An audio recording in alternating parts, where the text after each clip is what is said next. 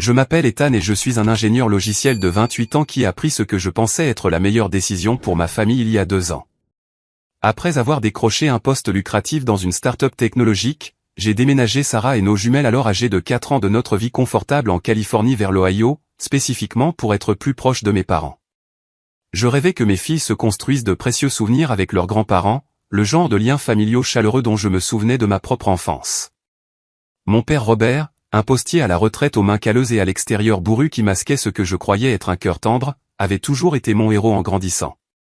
Ma mère Linda, une ancienne guichetière de banque aux cheveux argentés qu'elle gardait parfaitement coiffés, avait été la présence nourricière qui cuisinait des biscuits et pansait les genoux écorchés. Il vivait dans la même modeste maison de plain-pied où j'avais grandi, avec son revêtement jaune délavé et le chêne dans le jardin où j'avais construit ma première cabane dans les arbres. Le déménagement semblait parfait au début. Emma et Grace se sont rapidement adaptées à leur nouvelle école primaire, se faisant des amis et rejoignant la chorale d'enfants de l'église méthodiste locale. Sarah a trouvé du travail comme infirmière au centre médical régional et je me suis installé dans un travail à distance qui me permettait des horaires flexibles pour passer du temps en famille. Les dîners du dimanche chez mes parents sont devenus notre tradition et j'avais l'impression de donner à mes filles quelque chose de précieux que l'argent ne pouvait pas acheter. Mais au cours de la dernière année, des changements subtils ont commencé à ronger les bords de mon contentement. Lors des réunions de famille, j'ai remarqué comment le fils de ma sœur Jessica, Tyler, recevait un traitement différent. Alors que mes filles devaient s'asseoir tranquillement et bien se tenir, Tyler pouvait interrompre les conversations, exiger de l'attention et même faire des commentaires impolis sur la cuisine de Sarah sans conséquence. Quand Emma essayait de montrer à grand-père un dessin qu'elle avait fait à l'école, il y jetait à peine un coup d'œil avant de reporter son attention sur les derniers exploits de Tyler en matière de jeux vidéo. Jessica elle-même avait toujours été l'électron libre de la famille. À 32 ans, elle n'avait jamais occupé un emploi stable pendant plus de 6 mois, passant d'un poste à l'autre dans le commerce de détail et affirmant toujours que les employeurs n'appréciaient pas ses talents.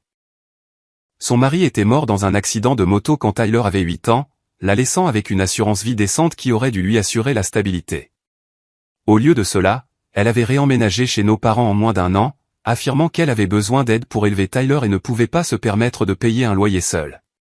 Le dîner de Noël avait commencé avec des rituels familiers. Sarah et moi sommes arrivés avec des bouteilles de vin cher et des amuse-gueules fait maison, tandis qu'Emma et Grace bavardaient avec enthousiasme de leur récent spectacle de Noël à l'école où elles avaient chanté des solos. La maison sentait le rôti de bœuf traditionnel de Linda et le pudding Yorkshire, des odeurs qui déclenchaient de chaleureux souvenirs d'enfance de célébrations de vacances remplies de rire et d'affection sincère. Tyler a dominé la conversation pendant le dîner, décrivant ses projets pour les vacances d'hiver et se plaignant des professeurs qui ne comprenaient pas son approche créative des devoirs. Jessica hochait la tête en signe d'approbation à tout ce qu'il disait, tandis que mes parents buvaient ses paroles comme s'ils délivraient une sagesse profonde au lieu d'observations typiques d'adolescents sur des attentes de devoirs injustes. Quand le dessert s'est terminé et que Robert a annoncé l'heure des cadeaux, mes filles vibraient pratiquement d'anticipation. Elles avaient passé des semaines à dessiner des images pour leurs grands-parents et avaient soigneusement sélectionné de petits cadeaux avec leur argent de poche.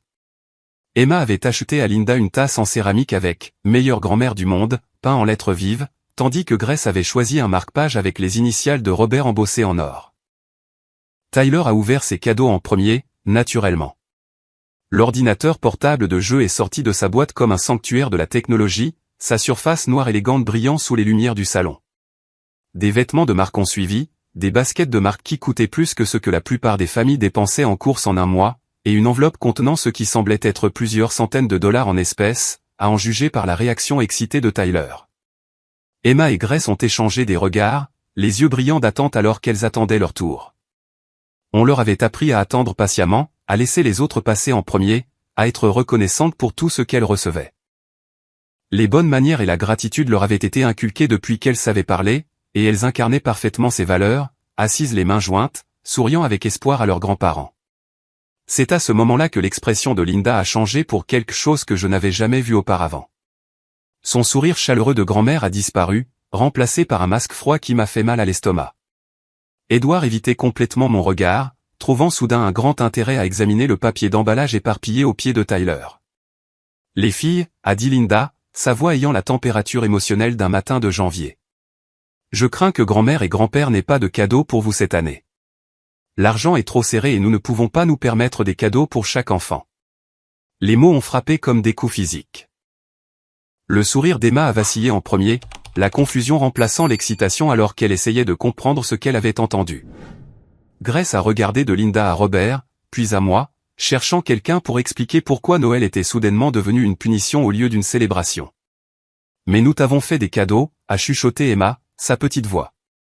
Obtenant une dévastation qu'aucun enfant de 6 ans, et aucun enfant de 6 ans ne devrait jamais connaître.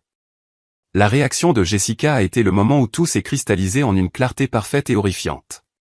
Au lieu de montrer ne serait-ce que la décence humaine de base, elle a en fait ricané, une expression cruelle qui a transformé son visage en quelque chose de laid et de vindicatif. Honnêtement, pourquoi gaspiller quoi que ce soit pour ces petites bâtardes, a-t-elle dit, sa voix dégoulinant de mépris. Elles sont déjà assez gâtées en vivant en Californie. Elles n'ont pas besoin de plus de choses. C'est à ce moment-là que j'ai découvert que la rage pouvait ressembler à de l'eau glacée dans les veines au lieu de feu. Alors que les yeux de mes filles se remplissaient de larmes et que Sarah haletait de choc, j'ai senti quelque chose de fondamental se briser dans ma poitrine. Ce n'étaient pas des étrangers qui étaient cruels envers mes enfants. C'était ma famille, des gens en qui j'avais confiance et que j'aimais, blessant délibérément les personnes les plus innocentes de la pièce pour des raisons que je ne pouvais même pas commencer à comprendre. Mais alors la compréhension m'est tombée dessus alors que j'entendais Jessica chuchoter quelque chose à Tyler à propos de ses récents gains au casino qui paieraient leurs prochaines vacances à Hawaï. Gains de casino, projet de vacances. Tout en prétendant qu'il ne pouvait pas se permettre des cadeaux de 20 $ pour mes filles. J'ai sorti mon téléphone, ma main ferme malgré le tremblement de terre qui se produisait dans mon cœur. L'appareil semblait lourd du poids de ce que j'étais sur le point de révéler, des informations que j'avais découvertes juste une semaine plus tôt et qui briseraient cette famille pour toujours. Le téléphone dans ma main contenait des preuves qui détruiraient tout ce sur quoi mes parents avaient bâti leur réputation. Mais en regardant mes filles retenir leurs larmes tandis que le rire cruel de Jessica remplissait la pièce, je savais qu'il ne restait plus d'autre choix que l'honnêteté totale. Je l'ai un peu refroidi pour ne pas qu'elle morde. Vous savez ce qui est intéressant à propos de l'argent serré, ai-je dit, ma voix coupant le silence inconfortable qui était tombé sur la pièce. C'est fascinant de voir à quel point les difficultés financières peuvent être sélectives. Le visage de Robert a immédiatement perdu sa couleur tandis que les yeux de Linda se sont dirigés nerveusement vers Jessica. Sarah s'est rapprochée de nos filles, enroulant des bras protecteurs autour des deux filles alors qu'elles essayaient de comprendre pourquoi leur Noël s'était transformé en cauchemar. « De quoi parles-tu, Ethan » a exigé Jessica, son ricanement faiblissant légèrement. « Tu fais tout un drame pour de stupides cadeaux. Les enfants doivent apprendre la déception. » Sarah avait l'air confuse par la tension soudaine. Son attention s'est finalement détournée de ses cadeaux coûteux pour se porter sur le drame adulte qui se déroulait autour de lui. Il avait été élevé pour considérer ma famille comme inférieure, moins digne de considération. Et le concept que son style de vie puisse être financé par des moyens douteux ne lui était jamais venu à l'esprit à 15 ans. J'ai fait défiler mon téléphone jusqu'aux captures d'écran que je portais sur moi comme des charbons ardents depuis une semaine. Relevé bancaire, relevé financier, reçu de virement. Une trace écrite qui brossait un tableau de tromperie si complet qu'il m'a coupé le souffle, même en le revoyant maintenant. Papa, voudrais-tu expliquer à tout le monde comment tu as transféré 800 $ chaque mois sur le compte de Jessica tout en prétendant que tu ne peux pas te permettre des cadeaux de 15 $ pour tes petites filles, ai-je demandé, ma voix ferme malgré le tremblement de terre qui se produisait dans ma poitrine. Le silence qui a suivi était absolu. Même Tyler a cessé d'examiner son nouvel ordinateur portable, sentant que quelque chose de significatif se passait au-delà de sa compréhension. Les mains de Linda ont commencé à trembler alors qu'elle agrippait le bord de la table à manger, ses jointures blanches contre le bois sombre. « Je ne sais pas ce que tu penses avoir trouvé, mais tu te trompes, » a dit Robert, mais sa voix manquait de conviction. « Nous aidons Jessica parce qu'elle en a besoin.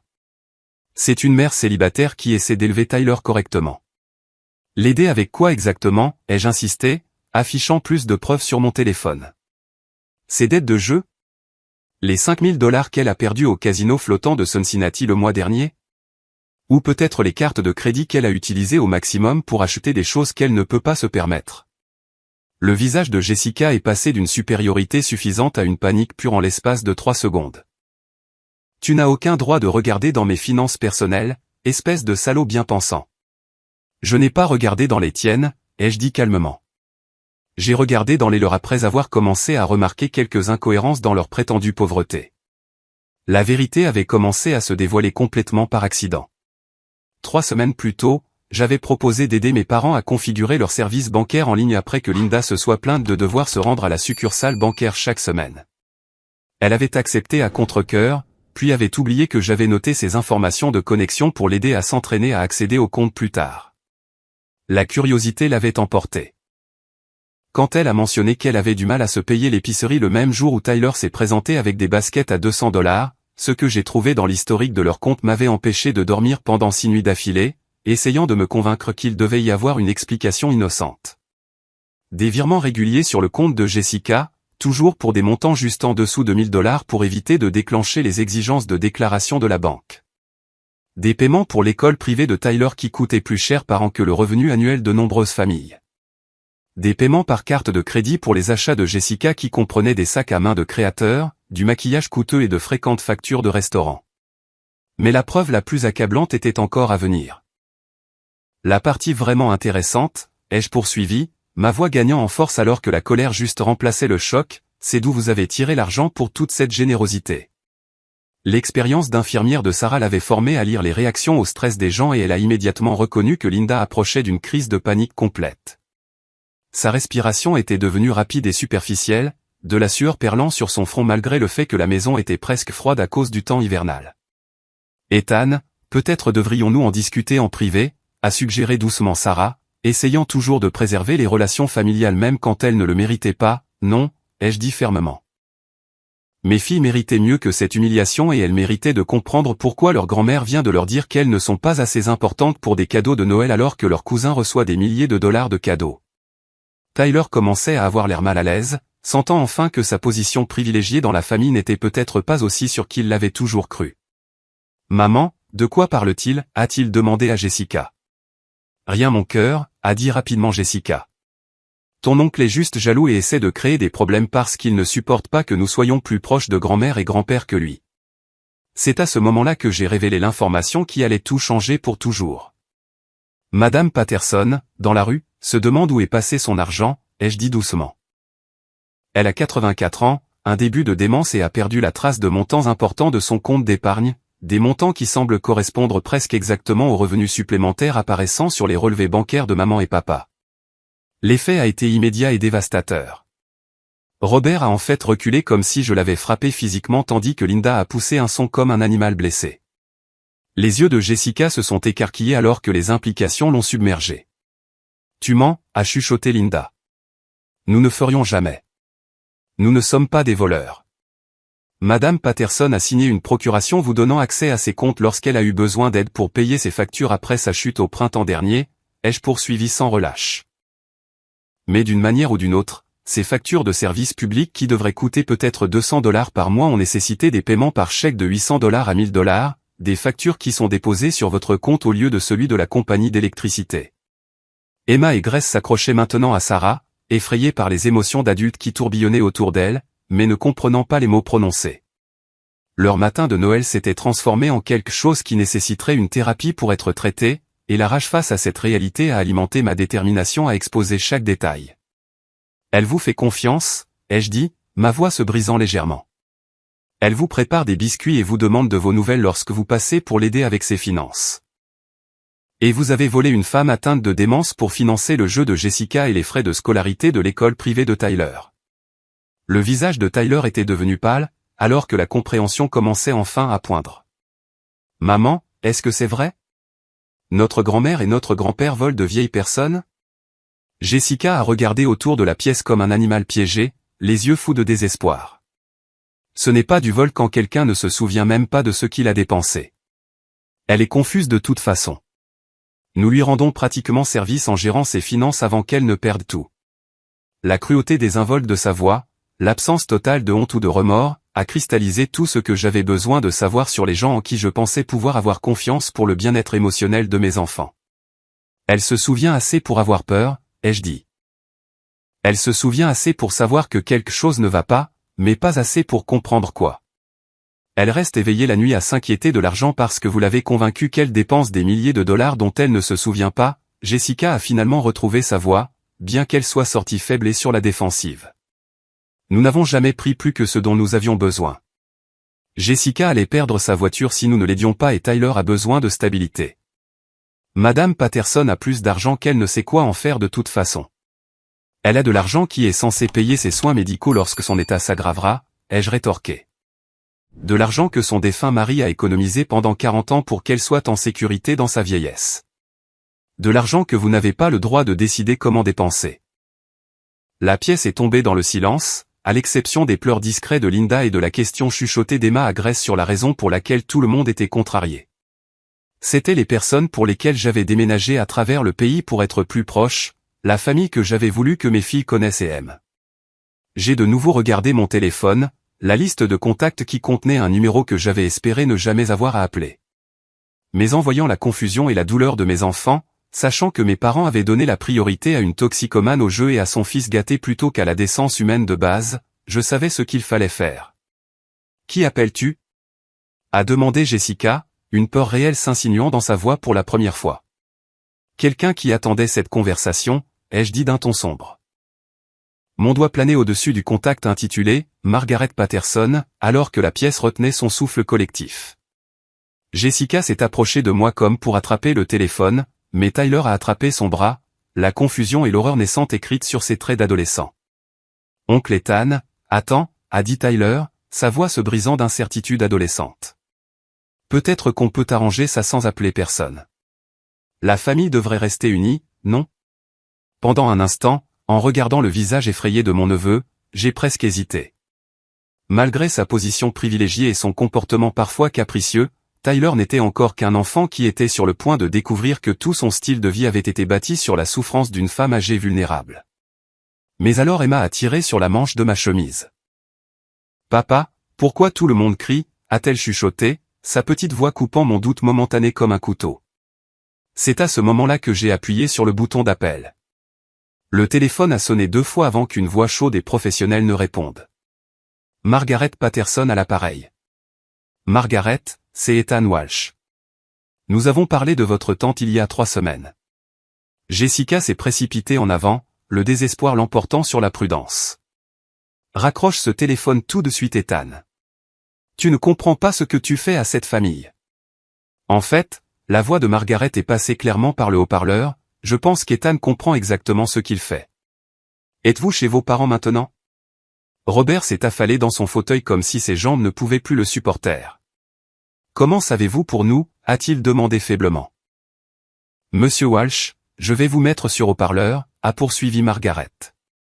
Je suis actuellement au bureau du FBI de Cincinnati avec l'agent spécial Williams de l'unité de lutte contre la maltraitance des personnes âgées. Nous constituons un dossier depuis 2 mois et votre appel était exactement ce dont nous avions besoin pour avancer. Les mots ont frappé la pièce comme une explosion physique. Linda a en fait crié, un son aigu de pure terreur, tandis que Jessica a commencé à reculer vers la cuisine comme si elle prévoyait de fuir. Tyler est resté figé, son nouvel ordinateur portable oublié alors que l'ampleur de la situation l'a submergé. FBI, a soufflé Sarah, rapprochant inconsciemment nos filles de son étreinte protectrice. Madame Walsh, je présume. La voix de Margaret portait une compassion professionnelle. Je veux que vous sachiez que votre mari a été incroyablement utile dans notre enquête. Quand il m'a contacté après avoir remarqué une activité financière suspecte, cela a fourni la dernière pièce dont nous avions besoin pour prouver un abus systématique des personnes âgées. Je n'avais pas parlé à Sarah de mes semaines d'enquête, espérant contre tout espoir que je trouverais une explication innocente à ce que j'avais découvert. Maintenant, en écoutant les paroles de Margaret, tout le poids de ce que j'avais découvert s'est abattu sur mes épaules comme du béton. Ethan t'a appelé ? La voix de Linda est sortie comme un murmure. Oui, a confirmé Margaret, après avoir remarqué des divergences dans votre situation financière et avoir commencé à se demander d'où venait l'argent. Mais ce qu'il ne savait pas, c'est que nous vous enquêtions déjà depuis des mois. Le visage de Jessica est devenu blanc comme du papier. C'est impossible.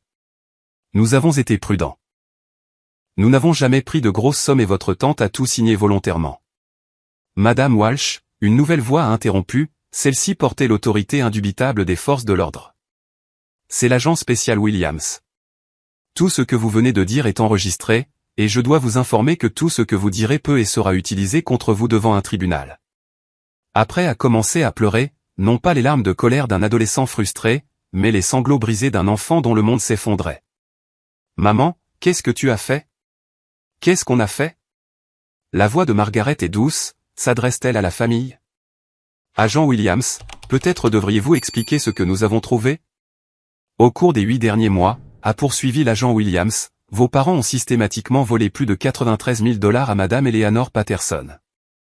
L'argent a été pris par des signatures falsifiées, des documents de procuration manipulés et une manipulation psychologique d'une femme atteinte de troubles cognitifs. Sarah a poussé un son comme si elle avait reçu un coup de poing dans l'estomac. 93 000 $? L'enquête a commencé lorsque la guichetière de banque de Madame Patterson a remarqué des schémas de retrait inhabituels et a contacté notre bureau. Madame Patterson posait des questions confuses sur de gros achats dont elle ne se souvenait pas, des factures médicales qui semblaient gonflées et des réparations domiciliaires dont personne ne pouvait trouver la moindre preuve. La voix de Robert est sortie creuse et vaincue. Elle oubliait des choses de toute façon. L'argent ne l'aidait pas si elle ne se souvenait pas de l'avoir. Monsieur, a dit fermement l'agent Williams, cet argent était destiné aux soins de longue durée de Madame Patterson. Son défunt mari a travaillé 2 emplois pendant 40 ans et a économisé chaque centime pour qu'elle soit protégée si sa santé déclinait. Vous lui avez volé sa sécurité, sa dignité et sa tranquillité d'esprit. Emma a commencé à pleurer doucement, percevant la dévastation émotionnelle qui l'entourait même sans comprendre les concepts d'adultes discutés. Grace l'a rejointe et bientôt mes 2 filles sanglotaient dans les bras de Sarah tandis que leurs grands-parents faisaient face à des accusations fédérales et que la vie de leur cousin s'effondrait autour de lui. Il y a plus, a dit doucement Margaret. Agent Williams? Nous avons également découvert que Jessica Walsh a détourné des fonds de l'association d'aide aux personnes âgées et Helping Hand où elle travaille à temps partiel pour traiter les chèques de dons. Environ 12 000 $ de dons destinés aux repas de vacances et à l'aide médicale pour les résidents âgés ont été détournés vers des comptes personnels. Jessica s'est effondrée sur une chaise, le visage enfoui dans ses mains. J'allais le rembourser, a-t-elle marmonné. J'avais juste besoin de gagner assez au casino pour tout couvrir. Combien doit-elle en dette de jeu, ai-je demandé, bien que je ne sois pas sûr de vouloir connaître la réponse. D'après notre enquête, environ 47 000 $ à divers créanciers et établissements de jeu, a répondu l'agent Williams. Le vol à Madame Patterson et à l'organisation à but non lucratif était une tentative de rembourser ses dettes. Tyler a levé les yeux de ses mains, des larmes coulant sur son visage. C'est pour ça que l'argent de l'assurance vie de papa a disparu? Tu as aussi joué mon fonds d'études. Le silence de Jessica était une réponse suffisante. Nous avons des unités positionnées autour de la maison, a poursuivi l'agent Williams. Monsieur et Madame Walsh, Jessica Walsh, vous allez devoir venir avec nous pour interrogatoire. Tyler, y a-t-il un autre membre de la famille avec qui tu peux rester? Il peut rester avec nous, a dit immédiatement Sarah, son instinct nourricier prenant le dessus sur le chaos. Au moins jusqu'à ce qu'on sache ce qui va se passer. Maman, j'ai peur, a chuchoté Emma. Est-ce que la police va emmener grand-mère et grand-père? Je me suis agenouillé au niveau de mes filles, essayant de trouver des mots qui pourraient expliquer l'inexplicable. Parfois, les adultes font de très mauvais choix qui blessent d'autres personnes. Et quand cela arrive, il y a des conséquences pour aider à protéger tout le monde. Mais pourquoi ont-ils fait du mal à Madame Patterson, a demandé Grace. Elle est gentille. Elle nous a donné des biscuits quand nous avons déménagé ici. Je ne sais pas ma chérie, ai-je dit honnêtement. Parfois, les gens font des choses qui n'ont pas de sens, même pour les autres adultes. Le bruit de véhicules s'arrêtant dans l'allée a sonné la fin de notre famille telle que nous l'avions connue. En quelques minutes, des agents fédéraux arrêteraient mes parents et ma sœur, le monde de Tyler serait bouleversé et mes filles porteraient le souvenir de ce Noël pour le reste de leur vie. Mais alors que je tenais Emma et Grace près de moi, sentant leur petit cœur battre contre ma poitrine, je savais que les protéger de cette toxicité était le bon choix, peu importe à quel point cela faisait mal. Margaret, ai-je dit au téléphone. Que arrive-t-il à Madame Patterson maintenant? Elle est en sécurité, a répondu doucement Margaret. Elle reste avec ma famille au Texas pendant que nous réglons tout. Quand ce sera terminé, elle aura les soins et la sécurité qu'elle mérite. Grâce à ton courage, Ethan. Alors que les agents fédéraux frappaient à la porte d'entrée, j'ai réalisé que parfois, faire ce qui est juste signifie regarder tout ce que l'on pensait savoir sur sa famille brûlée. Mais de ces cendres, peut-être que quelque chose d'honnête et de sain pourrait enfin grandir. Les agents fédéraux qui sont entrés dans la maison de mon enfance se sont déplacés avec le genre d'efficacité professionnelle qui vient d'années d'expérience dans des situations comme celle-ci. L'agent spécial Williams était une femme d'une 40aine d'années, aux cheveux grisonnants et aux yeux gentils qui avait sans doute vu trop de cruauté humaine, tandis que son partenaire, l'agent Martinez, semblait plus jeune mais se comportait avec une autorité tranquille qui commandait un respect immédiat. Monsieur et Madame Robert Walsh, a annoncé formellement l'agent Williams, produisant des documents officiels. Vous êtes en état d'arrestation pour maltraitance de personnes âgées, fraude postale et complot en vue de commettre une fraude financière. Linda a commencé à hyperventiler alors que les menottes se refermaient sur ses poignets, son souffle sortant en halètements saccadés qui remplissaient le salon soudainement silencieux. Robert est resté immobile, fixant le sol alors que l'agent Martinez lui lisait ses droits d'une voix claire et mesurée qui contrastait fortement avec le chaos d'émotions qui tourbillonnait autour d'eux. Jessica a pris la fuite. Au moment où elle a entendu son nom, elle a attrapé son sac à main sur le comptoir de la cuisine et a sprinté vers la porte arrière, ses talons au cliquant frénétiquement contre le linoléum. Tyler a crié après elle, la confusion et la terreur se mêlant dans sa voix alors qu'il regardait sa mère l'abandonner pour s'échapper. « Maman, ne me laisse pas ici », a-t-il pleuré, mais elle disparaissait déjà par la porte qui menait au garage. L'agent Martinez a parlé dans sa radio avec un professionnalisme calme. Suspect Jessica Walsh tentant de fuir par la sortie arrière, unité en position. La réponse a crépité immédiatement.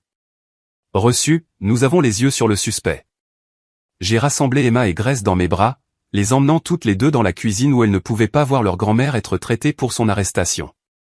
Sarah a suivi, son instinct d'infirmière prenant le dessus alors qu'elle commençait à parler aux filles d'un ton apaisant, leur disant que tout irait bien, même si aucun de nous ne savait si c'était vrai. Tyler est resté dans le salon, regardant son monde se désintégrer avec la fascination impuissante de quelqu'un observant une catastrophe naturelle. À 15 ans, il était assez âgé pour comprendre la gravité de ce qui se passait, mais trop jeune pour avoir le moindre contrôle sur l'issue. « Est-ce que ma mère va revenir ?» a-t-il demandé à l'agent Williams, sa voix petite et perdue. « Mon fils, concentrons-nous sur le fait de nous assurer que tu es pris en charge en ce moment, » a-t-elle répondu doucement. « As-tu des membres de ta famille qui ne sont pas impliqués dans cette situation ?» Tyler a hoché lentement la tête. « La sœur de mon père vit à Columbus, tante Rachel. Elle a toujours dit que je pouvais rester avec elle si j'en avais besoin. » Par la fenêtre de la cuisine, j'ai vu la BMW de Jessica faire marche arrière rapidement hors du garage, les pneus crissant alors qu'elle accélérait dans la rue de banlieue calme. Pendant un instant, il a semblé qu'elle pourrait réellement s'échapper, et j'ai ressenti un mélange confus de soulagement et de déception à cette pensée. Puis le bruit de freins crissant et de métal broyé a résonné dans le quartier. La radio de l'agent Martinez a de nouveau crépité. Respectez le véhicule impliqué dans une collision au bloc sud. Le suspect semble conscient mais secoué, demande une intervention médicale. Est-ce qu'elle va bien ? A demandé frénétiquement Tyler, le ressentiment adolescent temporairement oublié face à une peur sincère pour la sécurité de sa mère. L'équipe médicale va la vérifier, l'a assuré l'agent Williams, mais Tyler, je dois te dire que ta mère transportait près de 15 000 $ en espèces quand elle a essayé de partir. De l'argent qui a été retiré du compte de Madame Patterson ce matin même. Le chiffre a frappé comme un autre coup physique. Même dans les derniers instants avant son arrestation, Jessica avait volé la femme âgée qui faisait confiance à mes parents pour l'aider à gérer ses affaires. La cruauté des involtes de continuer à prendre de l'argent jusqu'à la fin a révélé un niveau d'égoïsme qui m'a laissé du mal à respirer. Sarah est apparue à mon épaule, ayant installé les filles avec des livres de coloriage à la table de la cuisine.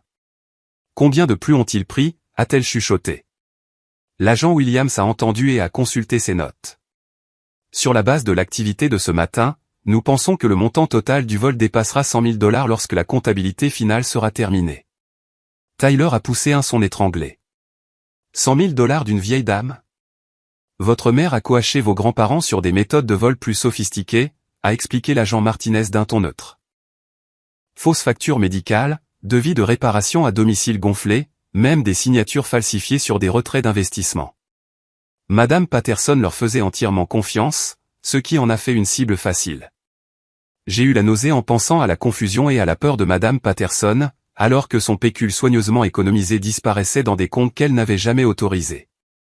La douce femme âgée qui nous avait accueillis dans le quartier avec des biscuits faits maison et des offres de babysitting si nous en avions besoin avait été systématiquement volée par des gens qu'elle considérait comme des amis. Que arrive-t-il à Tyler maintenant ? A demandé Sarah, son instinct protecteur s'étendant au-delà de nos propres enfants pour inclure l'adolescent confus dont la vie venait d'être détruite. Les gens contacteront sa tante immédiatement, a dit l'agent Williams, mais étant donné les circonstances, il pourra peut-être rester avec des amis de la famille jusqu'à ce que des arrangements soient pris. Tyler a levé les yeux avec espoir. Pourrais-je rester avec oncle Ethan et tante Sarah? Au moins pour ce soir. La demande m'a pris au dépourvu. Malgré son traitement privilégié et ses problèmes d'attitude occasionnels, Tyler était toujours mon neveu. Et il venait de voir tout son système de soutien s'effondrer en l'espace d'une heure. Quels que soient les crimes de sa mère, il était une victime innocente de ses choix. Bien sûr, a dit Sarah avant que je puisse répondre, nous te ferons de la place aussi longtemps que tu en auras besoin. L'agent Martinez est revenu de la coordination avec les équipes à l'extérieur. Jessica Walsh est en garde à vue, blessure mineure suite à la collision, mais elle sera traitée dès que les médecins l'auront autorisé. L'argent qu'elle transportait a été sécurisé comme preuve. Les pleurs de Linda se sont intensifiés alors qu'il se préparait à la transporter vers la détention fédérale. Ethan, s'il te plaît, a-t-elle supplié à travers ses larmes. Ne les laisse pas nous emmener à Noël. Pense à ce que cela fera aux filles. L'audace de sa demande m'a laissé sans voix. Après avoir humilié mes filles et tenté de les manipuler sur leur valeur en tant qu'être humain, elle voulait que je considère leurs sentiments maintenant que les conséquences étaient arrivées pour ses choix. Tu aurais dû penser aux filles avant de décider de voler une femme âgée atteinte de démence, ai-je dit doucement. Tu aurais dû penser à elles avant de les appeler sans importance et sans valeur. Robert a parlé pour la première fois depuis le début de l'arrestation. Nous n'avons jamais voulu que ça aille aussi loin. Jessica a dit qu'elle avait juste besoin d'aide pour se remettre sur pied après une mauvaise passe au casino.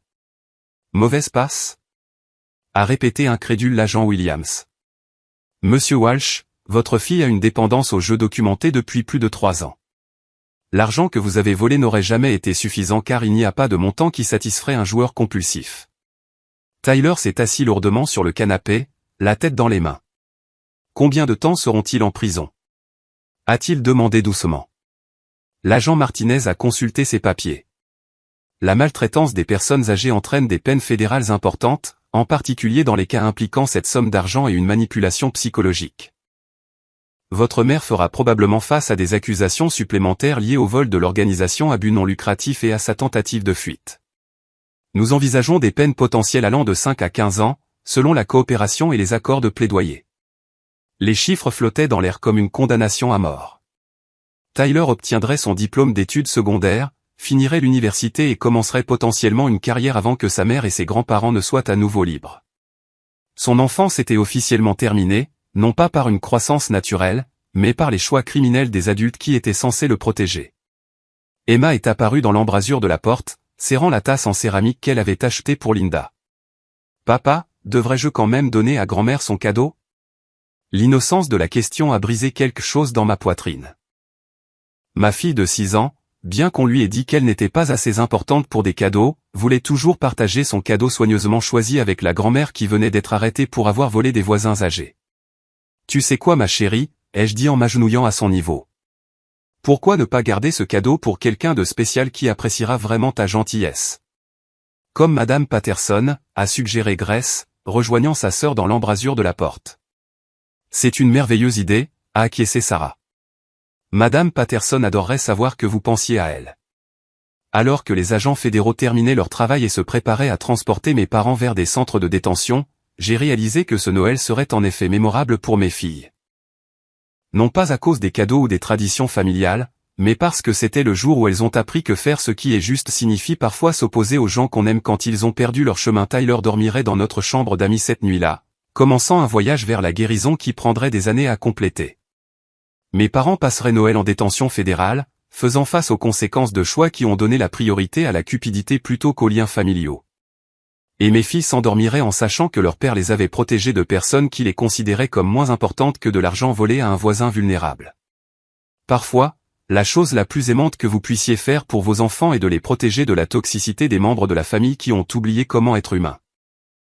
Les semaines qui ont suivi Noël se sont écoulées dans un flou de procédures judiciaires, d'attention médiatique et du lent et douloureux processus de reconstruction de nos vies à partir des décombres de la trahison familiale. Tyler s'est installé dans notre chambre d'amis avec le désespoir tranquille de quelqu'un qui essaie de disparaître complètement, tandis qu'Emma et Grace avaient du mal à comprendre pourquoi leurs grands-parents avaient soudainement disparu de leur vie. 3 jours après les arrestations, Margaret Patterson a appelé avec une nouvelle qui allait fondamentalement changer ma compréhension de ce que mes parents avaient fait à sa tante. Ethan, il y a quelque chose que tu dois savoir sur la façon dont nous avons recueilli les preuves, a-t-elle dit lors de notre conversation téléphonique du matin. Madame Patterson a été plus consciente de ce qui se passait que quiconque ne le réalisait. J'étais assis dans mon bureau à domicile, essayant de me concentrer sur le travail pendant que Tyler prenait son petit déjeuner dans la cuisine et que Sarah aidait les filles à se préparer pour la garderie qui assurait une garde temporaire pendant la crise. La normalité de la routine semblait surréaliste sur fond d'enquête fédérale et de procès en attente. « Que veux-tu dire » ai-je demandé, bien qu'une partie de moi redoute la réponse. L'assistante sociale assignée à son cas s'inquiétait de l'abus financier il y a des mois, a expliqué Margaret. Elle a donné à ma tante un petit appareil d'enregistrement déguisé en pendentif d'alerte médicale. Madame Patterson a enregistré ses interactions avec vos parents depuis octobre. Les implications m'ont frappé comme de l'eau froide. Les enregistrer, faire quoi? Tout Ethan, des conversations sur la falsification de sa signature, des discussions sur les objets de valeur qu'il pouvait vendre sans qu'elle s'en aperçoive, même des séances de planification pour prendre le contrôle de sa maison par le biais de documents de procuration manipulés. J'ai fermé les yeux, essayant de comprendre la profondeur de la trahison de mes parents. C'était une chose de voler de l'argent à une femme âgée confuse, mais c'en était une autre de planifier systématiquement le vol de la sécurité de toute sa vie tout en prétendant se soucier de son bien-être. Combien ont-ils pris, au-delà de l'argent, ai-je demandé. La voix de Margaret s'est alourdie de tristesse. La collection de montres de son défunt mari, d'une valeur d'environ $8 000. Plusieurs bijoux qui appartenaient à sa mère. Même une partie de son service en porcelaine qu'elle avait prévu de transmettre à sa famille. Ils ont vendu ses héritages familiaux. Jessica a trouvé des acheteurs en ligne. Les enregistrements la capturent en train de dire à vos parents combien valaient certaines pièces et lesquelles seraient les plus faciles à remplacer par des copies bon marché sans que votre tante ne s'en aperçoive immédiatement. J'ai pensé à la douce confusion de Madame Patterson lorsqu'elle avait mentionné avoir égaré des objets ayant une valeur sentimentale, comment elle avait blâmé sa mémoire déclinante pour des choses qui avaient en fait été volées par des personnes en qui elle avait confiance. La manipulation psychologique impliquée dans le fait de faire douter une femme âgée de sa propre réalité me semblait plus cruelle qu'un simple vol. Il y a autre chose, a poursuivi Margaret. Le FBI a découvert que vos parents faisaient partie d'un réseau plus large de maltraitance de personnes âgées opérant dans tout l'Ohio et 2 États voisins. Un réseau? Les contacts de jeu de Jessica les ont présentés à d'autres familles qui ciblaient systématiquement les résidents âgés dans les établissements de vie assistée et les maisons de retraite. Vos parents étaient considérés comme particulièrement précieux en raison de l'expérience de votre mère dans le secteur bancaire et de la connaissance de votre père des techniques de fraude postale. La révélation que mes parents n'étaient pas seulement des criminels opportunistes, mais faisaient partie d'un réseau organisé de maltraitance de personnes âgées m'a laissé du mal à respirer. Ce n'étaient pas des personnes désespérées qui avaient commis une terrible erreur. C'étaient des prédateurs délibérés qui avaient instrumentalisé la confiance et la gentillesse à des fins financières. Tyler est apparu à la porte de mon bureau, le visage pâle et tiré. Au cours des dernières semaines, il avait appris des détails sur les crimes de sa famille qu'aucun adolescent ne devrait jamais avoir à traiter. Oncle Ethan, l'avocat de ma mère a appelé, a-t-il dit doucement. Ils veulent que je témoigne sur ce que je savais de l'argent. Qu'est-ce que tu leur as dit? La vérité, que je savais que maman jouait toujours et demandait de l'argent à grand-mère et grand-père, mais je pensais que c'était leur argent qu'ils lui donnaient. Sa voix s'est brisée d'émotion adolescente. Je me sens tellement idiot.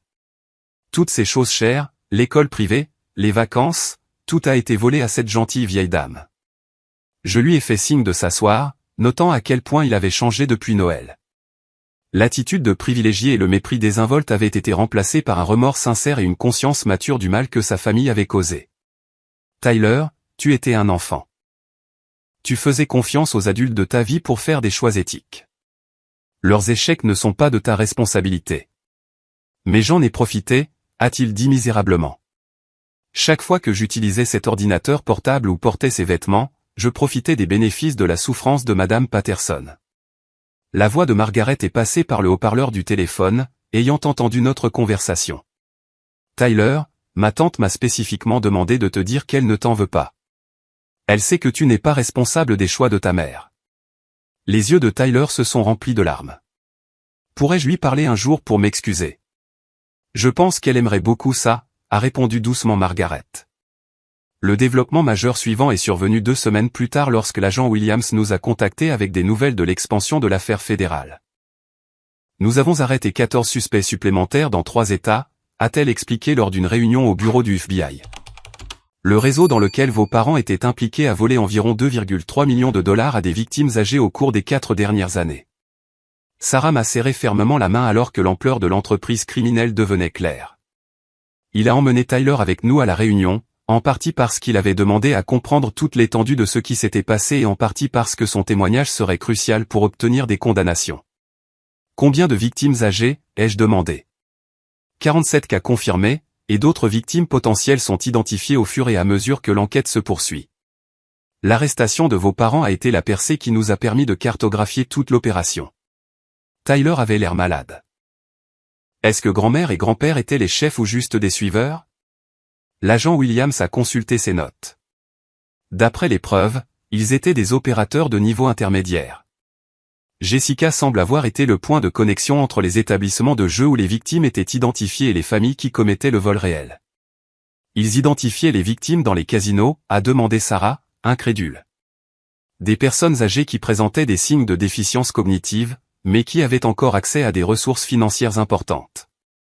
Jessica se liait d'amitié avec elles, apprenait leur situation familiale, puis présentait d'autres membres du réseau comme des voisins serviables ou des amis dignes de confiance qui pouvaient les aider dans la gestion financière.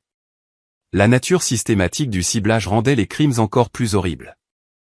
Ce n'étaient pas des actes de désespoir aléatoires, mais une prédation calculée des membres les plus vulnérables de la société. Que arrive-t-il à l'argent qui peut être récupéré, a demandé Tyler. La confiscation des avoirs nous permettra de restituer les fonds aux victimes dans la mesure du possible, a expliqué l'agent Williams. La maison, les véhicules et les comptes financiers de vos parents sont en cours de liquidation pour contribuer à la restitution aux victimes. J'ai réalisé que Tyler perdait effectivement sa maison d'enfance, ainsi que sa famille. À 15 ans, il vivait le genre de bouleversement de vie complet que la plupart des gens ne connaissent jamais à aucun âge. Tyler restera avec nous aussi longtemps qu'il en aura besoin, a dit fermement Sarah. Nous nous assurons qu'il a de la stabilité pendant que tout le reste se règle. L'agent Williams a souri avec approbation. Ce genre de soutien familial fait une différence significative dans des cas comme celui-ci. Tyler, tu dois savoir que ta coopération et ton témoignage aideront à garantir que d'autres victimes âgées obtiennent justice. Au cours des mois suivants, alors que les procédures judiciaires avançaient et que notre nouvelle dynamique familiale s'installait dans des routines, j'ai vu Tyler se transformer d'un adolescent privilégié en un jeune homme doté d'une véritable empathie et d'une clarté morale. Son témoignage devant le tribunal fédéral a été clair, honnête et dévastateur pour la stratégie de défense de sa mère. Emma et Grace se sont adaptées avec la résilience des enfants, bien qu'elles posaient parfois des questions difficiles sur la raison pour laquelle leurs grands-parents avaient fait des choix qui blessaient les gens.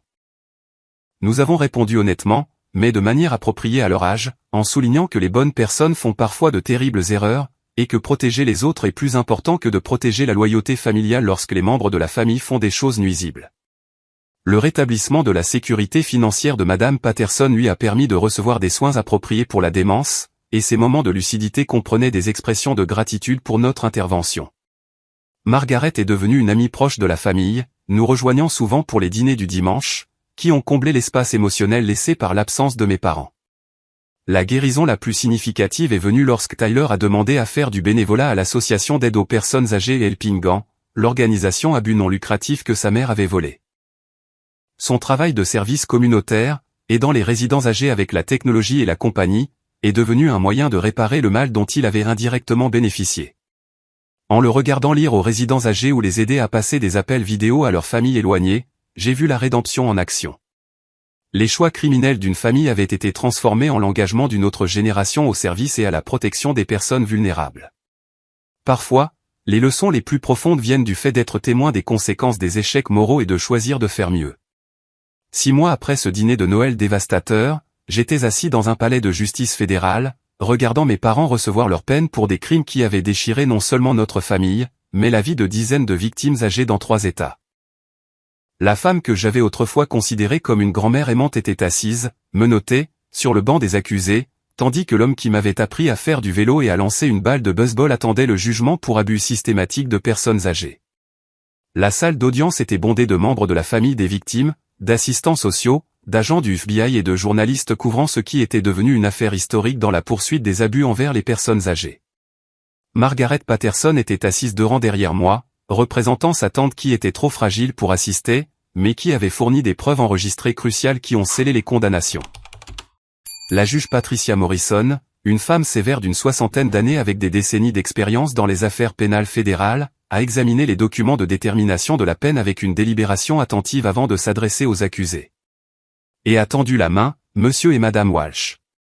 Elle a commencé, sa voix portant le poids de l'autorité judiciaire. Vos crimes représentent l'une des exploitations les plus insensibles de citoyens âgés vulnérables que ce tribunal ait vu. Vous avez systématiquement ciblé des personnes atteintes de troubles cognitifs, gagné leur confiance, puis leur avez retiré non seulement leur sécurité financière, mais aussi leur dignité et leur tranquillité d'esprit. Le tribunal est resté immobile pendant que le juge parlait, les épaules voûtées de défaite. Linda pleurait doucement, jetant de temps en temps un coup d'œil vers la galerie où Tyler était assis entre Sarah et moi.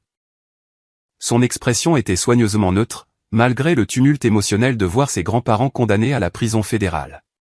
Les preuves montrent que vous avez volé plus de 93 000 $ à Madame Eleanor Patterson seule, de l'argent spécifiquement économisé pour ses soins médicaux à long terme.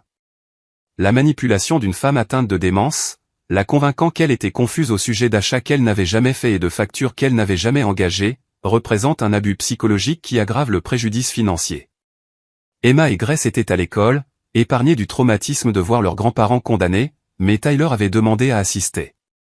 À 16 ans maintenant, il avait passé des mois en thérapie, traitant les crimes de sa famille et son rôle de bénéficiaire involontaire de l'argent volé. Son témoignage avait été crucial pour exposer toute l'étendue du réseau criminel. De plus, a poursuivi la juge Morrison, votre participation à un réseau de maltraitance de personnes âgées dans plusieurs États qui a victimisé 47 personnes âgées montre un niveau de sophistication criminelle qui exige une punition importante pour protéger la société et dissuader d'autres de commettre des crimes similaires. L'agent Williams avait expliqué que la découverte du réseau grâce à l'arrestation de mes parents avait conduit à la plus grande poursuite pour maltraitance de personnes âgées de l'histoire de la région. Le recouvrement des avoirs volés fournirait une restitution au moins partielle à la plupart des victimes, bien que les dommages psychologiques ne puissent jamais être entièrement réparés. Robert Walsh, vous êtes par la présente condamné à 8 ans de prison fédérale suivi de 3 ans de libération surveillée. Linda Walsh, vous recevez la même peine. Vos biens seront confisqués pour fournir une restitution à vos victimes, et il vous est à tous deux interdit de manière permanente de servir de mandataire financier ou de fiduciaire pour quiconque en dehors de votre famille immédiate. Les peines étaient plus longues que les lignes directrices minimales, mais plus courtes que la peine maximale possible. Les sanglots de Linda se sont intensifiés alors que la réalité de 8 ans de prison s'abattait sur elle, tandis que Robert fixait simplement ses mains comme s'il les étudiait pour des réponses qu'il ne trouverait jamais. Tyler n'a montré aucune réaction visible aux peines de ses grands-parents, bien que je puisse voir les muscles de sa mâchoire se contracter d'émotions contrôlées. Au cours des derniers mois, il avait exprimé de la colère, de la déception et du chagrin au sujet des crimes de sa famille. Mais aujourd'hui, il semblait se concentrer sur la clôture plutôt que sur une douleur supplémentaire. La condamnation de Jessica avait eu lieu la semaine précédente, aboutissant à 12 ans, en raison d'accusations supplémentaires liées au vol dans une organisation à but non lucratif, à sa tentative de fuite et à son rôle de coordinatrice dans le réseau de maltraitance des personnes âgées. Sa dépendance au jeu était considérée comme un facteur atténuant, mais son manque de remords et ses tentatives continues de minimiser la souffrance de ses victimes avaient influencé le juge vers l'extrémité la plus sévère des lignes directrices de détermination de la peine. Après la fin de l'audience, Margaret s'est approchée de notre famille dans le couloir du palais de justice. « Comment allez-vous » a-t-elle demandé doucement à Tyler. « Mieux que je ne le pensais » a-t-il répondu honnêtement. « J'ai l'impression de clore un chapitre, sachant enfin qu'il y a des conséquences pour ce qu'ils ont fait à votre tante et à toutes les autres victimes. » Margaret a souri tristement. « Tante Eleanor m'a demandé de te donner ça » a-t-elle dit en tendant à Tyler un petit paquet emballé. Tyler était un marque-page en cuir avec ses initiales gravées d'un côté et un message de l'autre. Pour Tyler, que vos futurs chapitres soient remplis de gentillesse et de sagesse. Avec amour, Madame P., le sang-froid de Tyler s'est finalement brisé en lisant l'inscription. Elle ne me déteste pas, a-t-il demandé à travers ses larmes. Elle ne t'a jamais blâmé un seul instant, l'a assuré Margaret. En fait, elle est fière de la façon dont tu as géré cette situation et du travail bénévole que tu as fait au centre pour personnes âgées. Sarah a enroulé un bras protecteur autour de Tyler alors qu'il luttait avec des émotions qu'aucun adolescent ne devrait avoir à traiter. Tu as montré plus de maturité et d'intégrité que n'importe lequel des adultes qui auraient dû donner le bon exemple, lui a-t-elle dit. Le trajet de retour à la maison a été silencieux, chacun de nous traitant la finalité des peines et ce qu'elles signifiaient pour l'avenir de notre famille. Tyler passerait ses dernières années de lycée avec nous et nous avions déjà commencé à discuter des plans universitaires et de la manière de reconstruire sa relation avec sa famille élargie du côté de son père.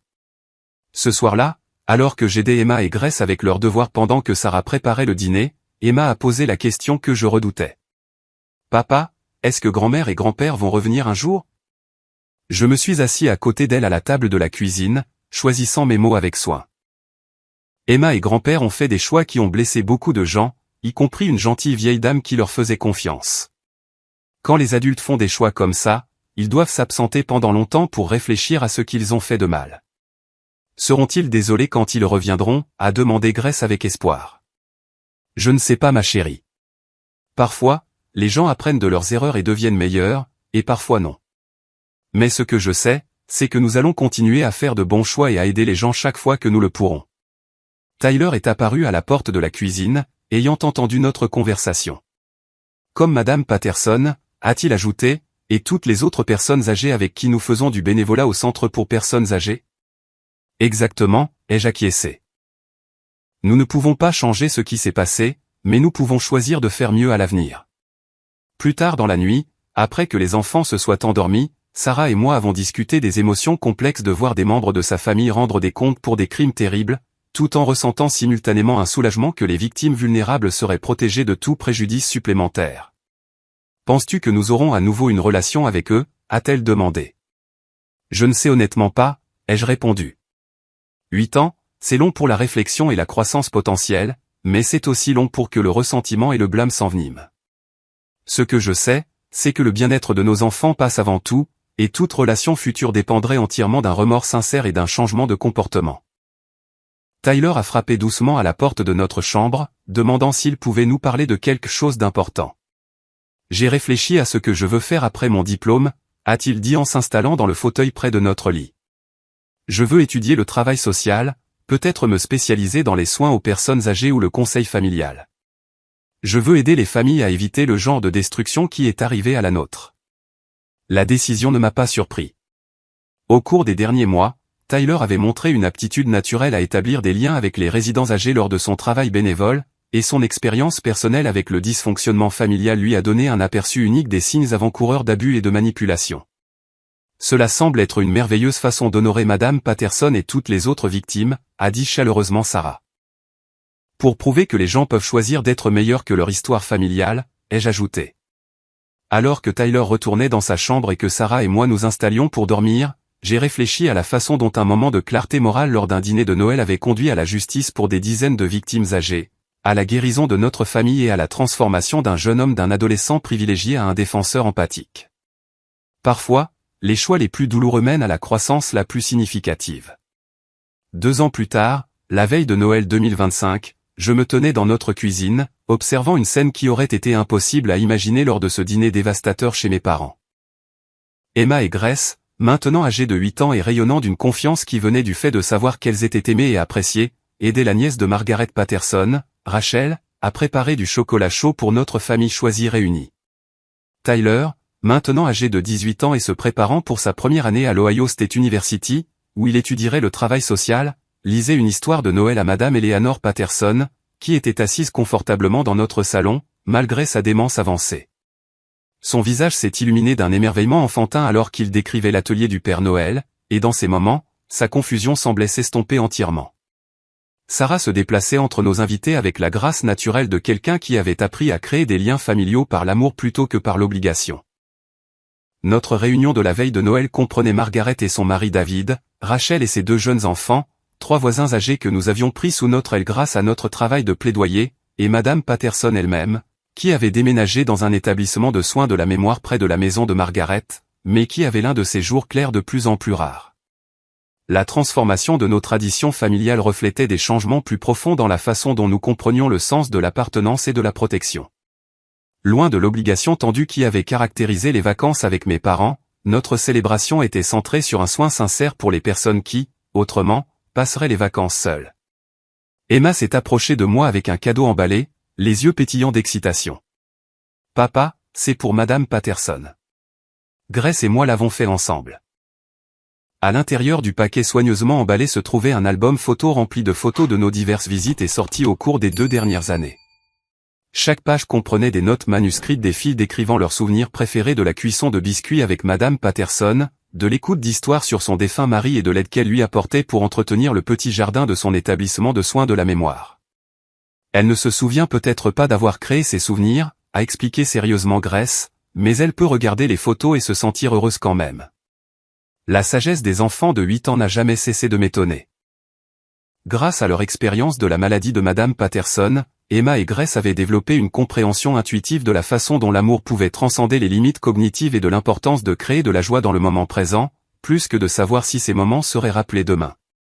Tyler a terminé l'histoire et s'est installé à côté de Madame Patterson sur le canapé, sa transformation d'adolescent privilégié à jeune adulte compatissant achevée dans tous les sens du terme.